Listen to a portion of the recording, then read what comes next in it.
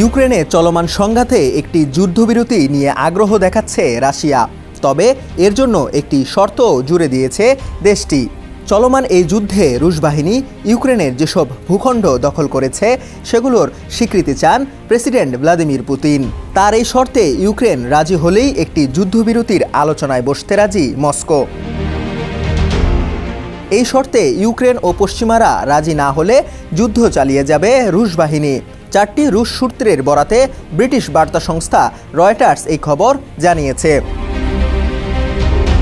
সূত্রদের মধ্যে পুতিনের সফরসঙ্গীদের আলোচনার বিষয়ে অবগত 3 জন জানিয়েছেন, উপদেষ্টাদের একটি ছোট্ট গ্রুপের সঙ্গে আলোচনার সময় ইউক্রেন যুদ্ধ নিয়ে পশ্চিমাদের বাধা দেওয়ার প্রচেষ্টা ও ইউক্রেনীয় প্রেসিডেন্ট ভলোদিমির জেলেনস্কির সংলাপ বাতিলের সিদ্ধান্ত নিয়ে হতাশা প্রকাশ করেছেন পুতিন।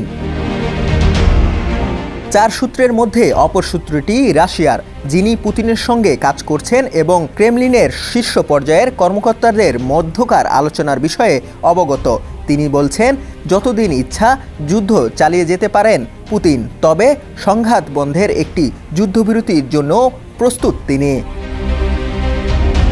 এই প্রতিবেদনটি তৈরির জন্য রয়টার্স এমন 5টি সূত্রের সঙ্গে কথা বলেছিলেন, যারা পুতিনের সঙ্গে শীর্ষ পর্যায়ে রাজনৈতিক ও বাণিজ্যিক ক্ষেত্রে কাজ করছে বা করছেন। তবে 5ম সূত্রটি রাশিয়ার দখলকৃত ভূখণ্ডের স্বীকৃতির বিনিময়ে যুদ্ধবিরতির বিষয়ে কোনো কথা বলেননি।